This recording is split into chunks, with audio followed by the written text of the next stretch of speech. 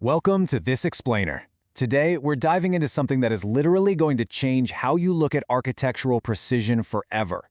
We're taking a trip to the western side of India, specifically the state of Gujarat, to explore an ancient monument. But here's the thing, this isn't just a building. It's actually a massive, ridiculously intricate timekeeping device built entirely out of stone. So, think about this for a second. What actually happens when an ancient civilization perfectly aligns its architecture with the cosmos? Well, the answer is an 11th century masterpiece that blends math, astronomy, and devotion in a way that literally still baffles modern engineers. When people map their deepest spiritual beliefs right onto the movements of the sun, man, the result is just breathtaking. And this location shows exactly where we're headed, the Modhera Sun Temple. It sits right on the banks of the Pushpavati River, and it's dedicated to the Hindu sun god Surya. But the craziest part about its location? It sits almost exactly on the Tropic of Cancer, right at 23.6 degrees latitude. And as we're going to see, this wasn't an accident. This geographical placement was absolutely crucial to how the entire temple functioned.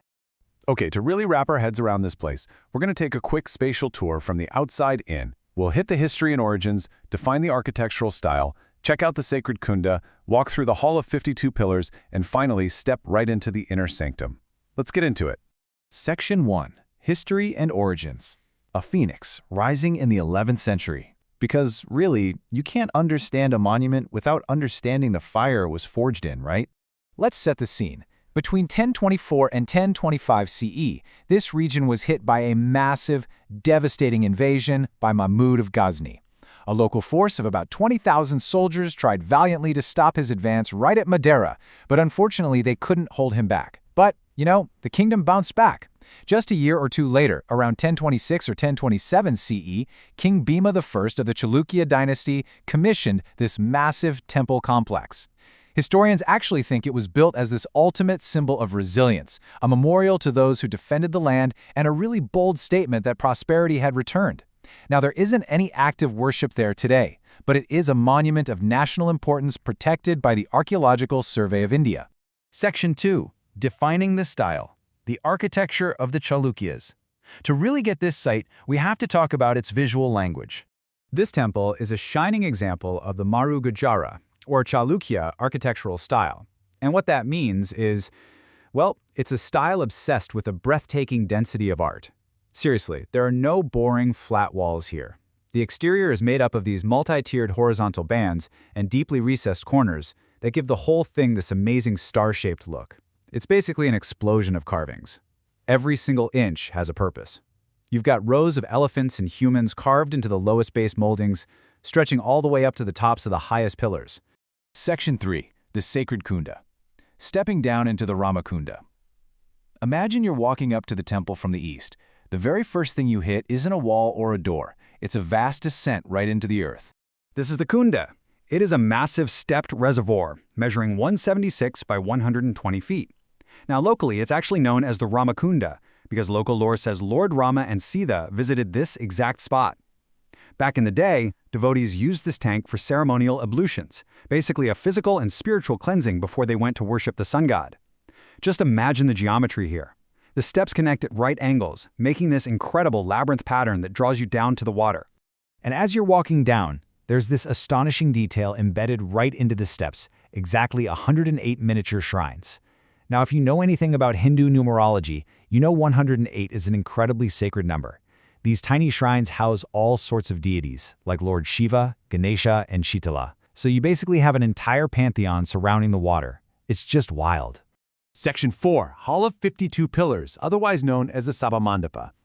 Okay, so after purifying ourselves at the water, we walk up, past the remains of a grand ceremonial arch, and walk into a space that will completely blow your mind. The second you step inside, you just have to look up.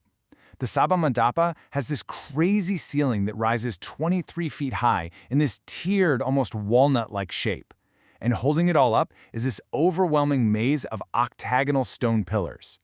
The arches, which are called Turanas, spring right out of the lower brackets in these gorgeous semicircular and triangular shapes. It creates a sandstone canopy that somehow feels super heavy and totally airy at the same time. Oh, and there's a catch with those pillars. There are exactly 52 of them in this hall. Remember how we said this place was obsessed with math and astronomy? Yeah, that number is definitely not random. Those 52 intricately carved pillars intentionally represent the 52 weeks of the solar year. So when you're walking through this hall, you're quite literally walking through time. And the carvings on these pillars are fantastic. They actually tell a huge story of cross-cultural exchange. Right alongside these vivid, classic scenes from the Ramayana, if you look really closely at the carvings of the sun god Surya, you'll see figures wearing boots and belts. That is a straight-up Persian and West Asian influence right there in 11th century Gujarat. Just a beautiful example of how connected the ancient world really was. Section 5. The Inner Sanctum. Piercing the darkness of the Garbhagriha. From that bright assembly hall, we cross a little paved platform and head into the main temple structure, moving into the mysterious depths to find the inner sanctum. So, the enclosed main hall here is called the Gada Mandapa. Conceptually, the architects designed it like an inverted lotus flower. And what do lotus flowers do? They respond to the sun. If you walk around the outside of this hall, you'll spot 12 specific niches. Each one holds a carving of a different aspect of Surya, matching up perfectly with the 12 months of the year. Literally, every single piece of this building is tracking the sun. Which brings us to the absolute climax of our tour. At the very back of the complex is the Garbhagriha, the inner sanctum itself.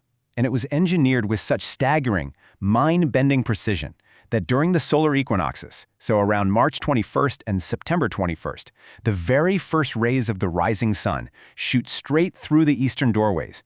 The light crosses the entire length of the halls and directly hits the exact spot where the main deity's idol used to sit. The architecture literally captures the sun.